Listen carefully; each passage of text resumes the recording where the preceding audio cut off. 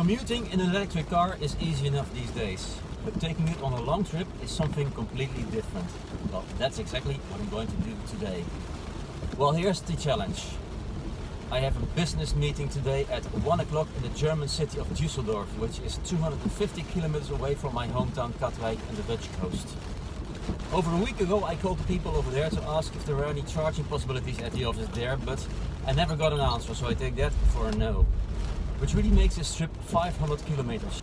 Is that a problem? Well, you bet it is, because the range of this vehicle is, according to the WLTP cycle, 395 kilometers. Which sounds quite good, but lithium-ion batteries do not like low temperatures, and we're getting close to winter. It was 8 degrees Celsius this morning when I got into the car. Is that the only problem?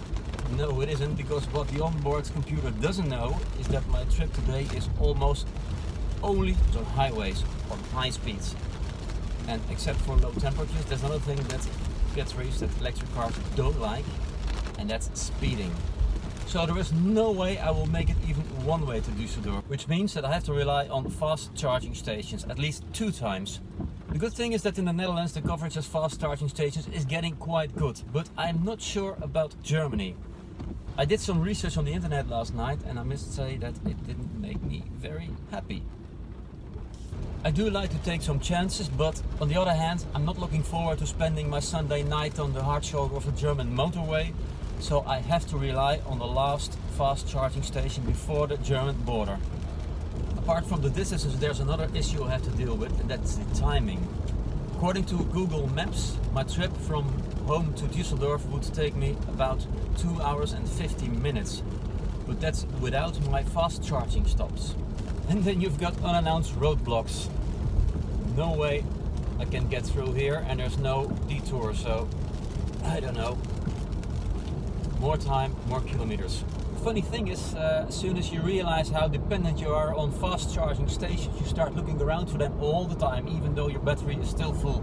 You start looking around for them like a junk is looking around for drugs dealers. But let's make one thing clear, electric driving is not just all about range stress or something. It's on itself a very relaxing way of traveling, a very relaxing way of driving. It's a very silent car, it's smooth, it's got loads of torque when you need it. And while you are just in the cruise control, it's a lovely smooth way of driving. It's silent, you can enjoy the music and just be.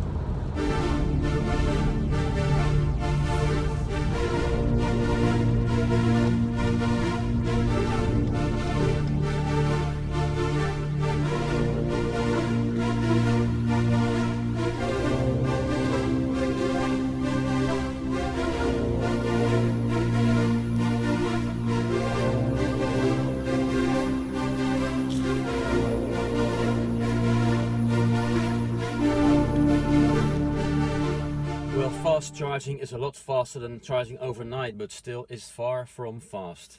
Time for a nice cup of coffee.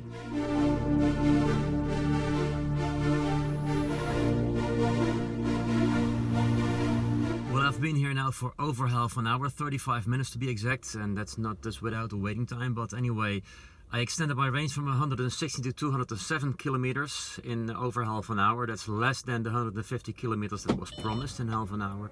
But anyway, I'm at 80% battery charge now, and if I don't leave now, I will be late for my appointment, so I better get off now. Well, here I am back on the road, and after fast charging, I have another 206 kilometers range now, but it's 135 kilometers to my destination, which I will get at 1:06 p.m, which means I'm officially late for my appointment. The point is that the point is I calculated half an hour fast charging time, but it took me another half an hour to wait for my turn at the fast charger, which I didn't expect.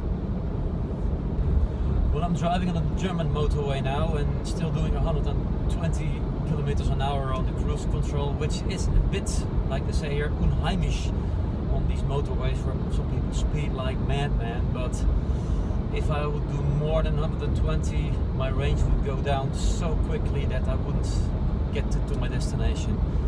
It's I still have another, what is it, 83 kilometers to go, and I have 130 kilometers range, so that's no problem.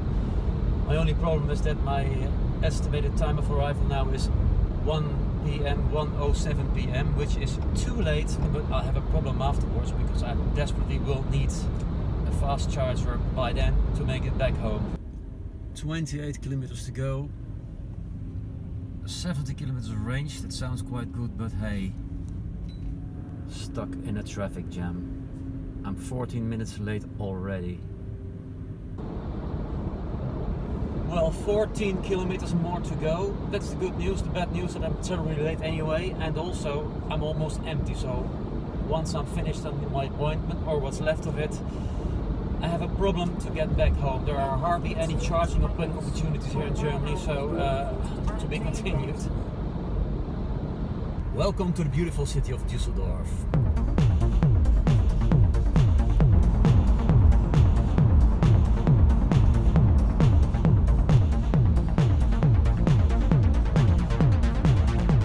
Well, here we are. After almost an hour of searching the city, I found this one and only charging point. Let's just hope it works in Germany for us.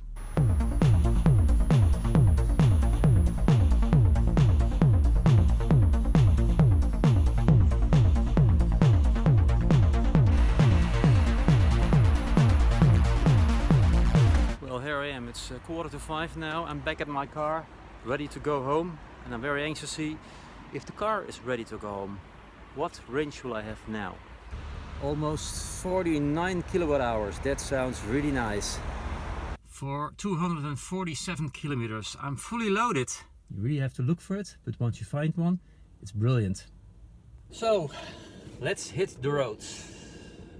Back home, it's another 260 kilometers. I'm going to my girlfriend's home now, so that's a bit further. My range is with a 47, so that means I have to take another quick charge, but the good news is I'll be long in Holland then. And we're almost back in the Netherlands, back from the dark side of the moon.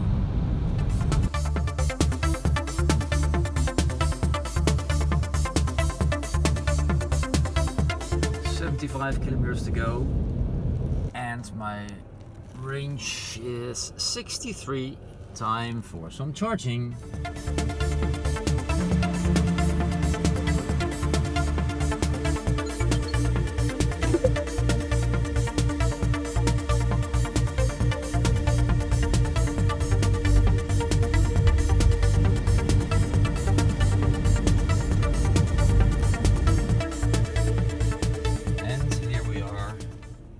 Just before 8 o'clock in the evening, after more than 500 kilometers, fully electric all the way to Germany and back, without using any petrol at all and without any emission at the tailpipe, that is.